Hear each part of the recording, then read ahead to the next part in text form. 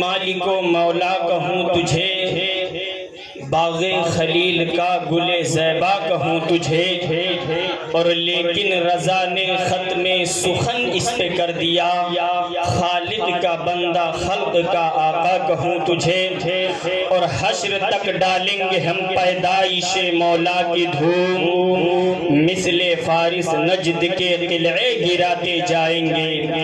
اور میرے امام یوں فرماتے ہیں کہ نعمتیں بانٹتا جس سمت وہ ذیشان گیا، اور ساتھ ہی منشی رحمت کا قلم دان گیا، آج لے ان کی پناہ آج مدد مانگ ان سے، پھر نہ مانیں گے قیامت میں اگر مان گیا۔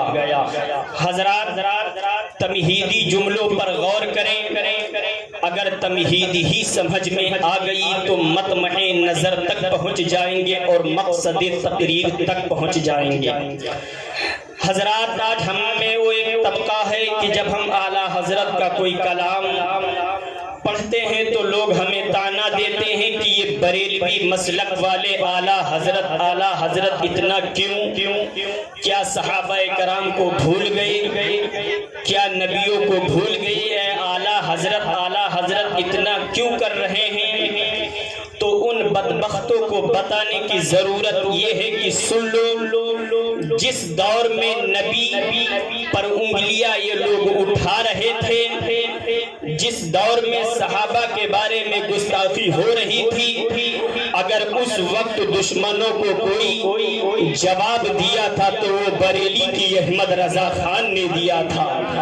اس لیے ہم اعلیٰ حضرت کی نعت پڑھتے ہیں، اور ہم نے بڑی بڑی خانقاہیں دیکھ لی، بڑی بڑی درسگاہیں دیکھ لی ہیں، مگر ناموس رسالت کے لیے جو بریلی کے احمد رضا نے کام کیا ہے کوئی خانقاہ والوں نے نہیں کیا ہے۔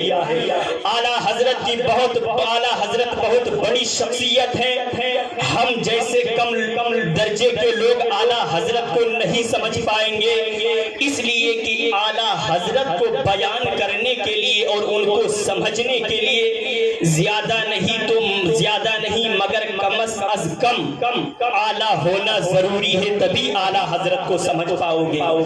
حضرات میں نے قرآن کی ایک آیت پڑھی، اللہ رب قدیر قرآن میں ارشاد فرماتا ہے ذالک الکتاب لا ریب فیہ، یہ وہ کتاب ہے کہ جس میں شک و شبہ کی کوئی گنجائش ہی نہیں، کوئی ڈاؤٹ ہی نہیں۔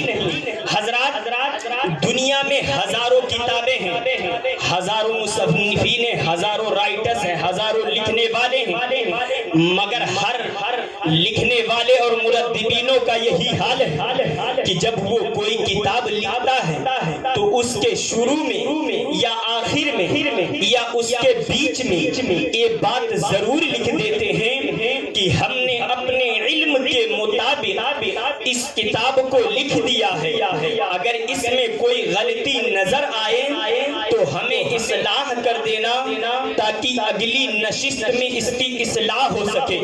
حضرات دنیا کی جتنی کتابیں ہیں سب کا یہی حال ہے، مگر اللہ کا قرآن ہے کہ جیسے ہی کھولو رب فرماتا ہے ذالک الکتاب لا ریب فیہ، اس میں کوئی شک و شبہ کی گنجائش ہی نہیں ہے، کوئی ڈاؤٹ ہی نہیں ہے۔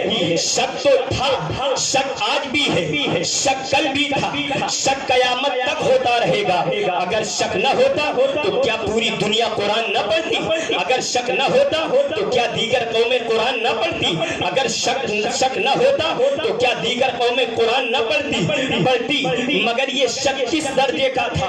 یہ اس درجے کا شک تھا کہ اگر عقل مند انسان اور پسندیدہ انسان اگر عقل سے کام لے تو قرآن کی حقانیت پر ایسی واضح دلیلیں ہیں کہ قرآن میں کوئی شک و شبہ کی گنجائش ہی نہیں ہے۔ مثال کے طور پر ایک بات یہ لے لیجئے کہ اگر کوئی نابینا یہ کہے کہ سورج کا وجود ہے ہی نہیں، سورج نکلتا ہی نہیں ہے، تو کوئی نابینا اس کی بات کو نہیں مانے گا، اس لیے کہ ایک دن کے بعد سورج کا نکلنا ضروری ہے اور سورج ڈھلنے کے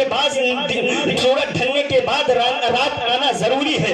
تو کوئی نبینے کی بات کو کوئی انسان مانے گا نہیں، اس لیے کہ صورت دی ہے،